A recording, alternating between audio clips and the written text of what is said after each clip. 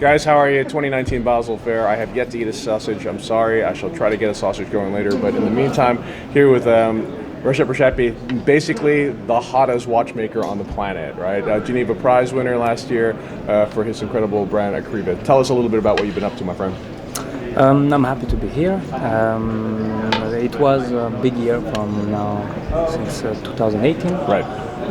We put our energy and we focus on the quality of the production. Yeah. We are happy now because we will deliver very soon, in some days, the first watches. Incredible. Yeah, in Australia. In Australia? Yeah. Oh, I see. Is it through the Hourglass? Exactly. Very exactly. good. We love Mike. What's going on, Mike? We love you. Me too. And no, we are really happy. It was a big year. We see a lot of people now understand more what we do. Right. You know, it's actually really interesting because it seems as if there is a renaissance for independent watchmaking.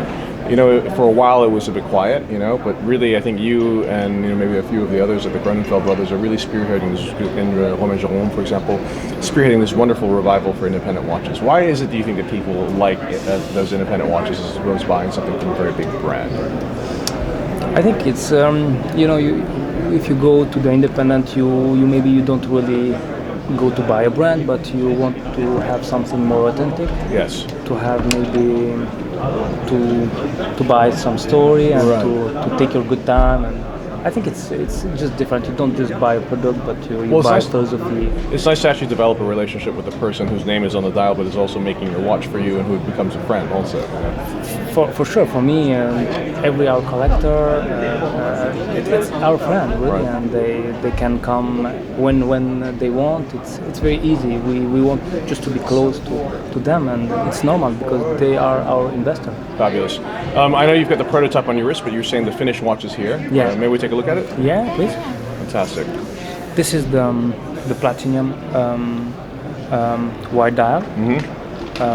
You can see it's a new dial, of course, now with the sunken. Second track. Yeah, exactly. Beautiful. The finishing, it's now really better. I'm happy now. I'm very confident about that. The engraving. Tell us a story about this case. Like, how did the idea for this come about? This is we starting to work on that, and we have some discussion and a lot of discussion still with Mike and yeah. The goal is every time my education it was really the classic watch. Right.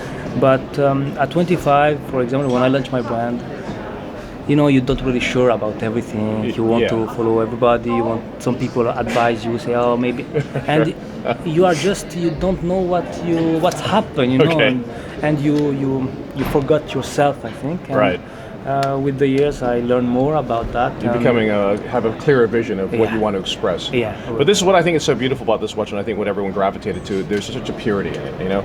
It is a round classic watch to some extent, but it's such a unique expression of who you are, right? And of course, winning the Geneva Grand Prix for this watch must have been quite a momentous occasion. It's a big recognition for me. Of course, it's a big motivation. I'm happy, and I think for everybody, but for the collector, they believe in us.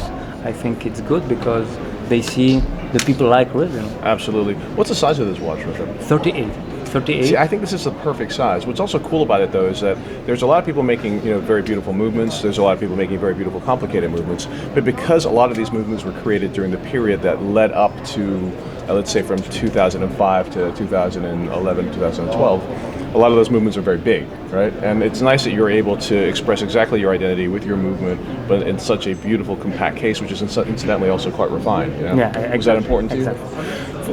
For me, it's very important when you're wearing something to be happy and very ergonomic. But of course, for myself, the movement need to be very generous, and this is why you see the deep and the big wheels and right. And to read the time very perfectly.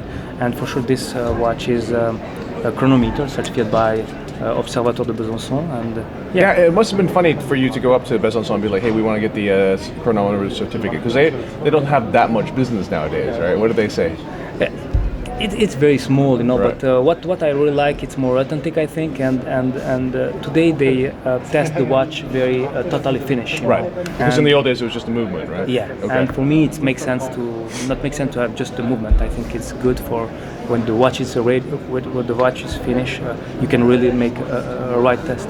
I love this watch, man. This is so cool. The black with the gilt on it is absolutely stunning. So beautiful. And so there must be quite a bit waiting list now for one of these. Yeah, it's very crazy because I never expect that, but now it's difficult for me to say no sometimes. Of course. And say yeah, but we really focus on the quality, and we can't make more fast. We can't make more fast. How long is the waiting list? Oh, 2 years now. 2 years? Wow. I think. Oh my. And what is the price of these watches, the platinum and the gold execution? Without taxes, we start with the rose gold at 55,500.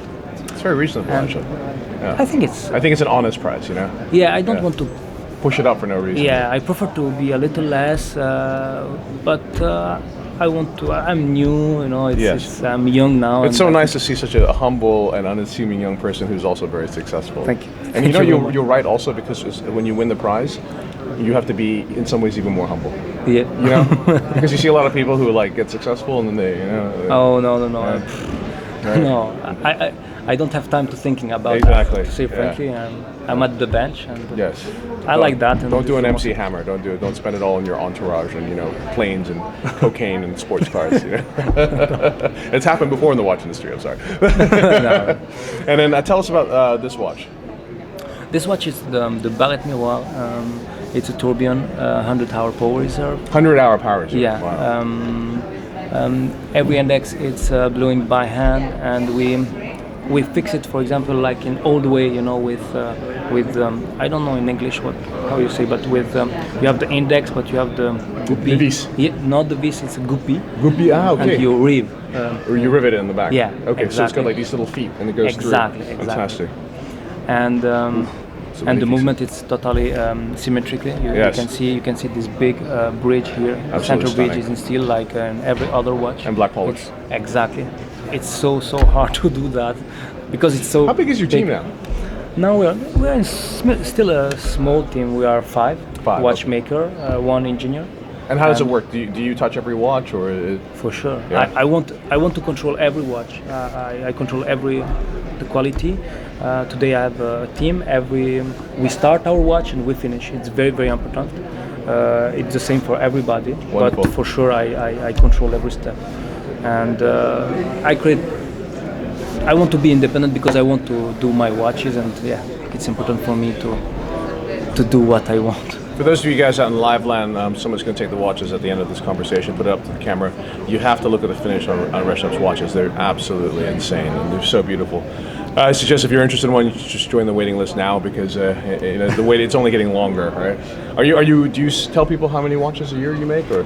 I do 35 watches a year. Okay. It's quite big for me. Yeah. We won't just focus crazy quality, and for the moment we try to first deliver this watch.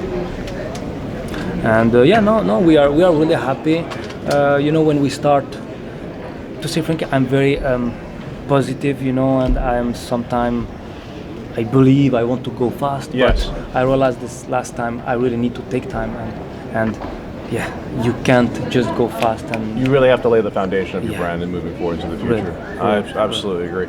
And it's interesting now because you're growing from single artisan to becoming a slightly larger production, but you don't want to lose that artisanal feel to it as well, right?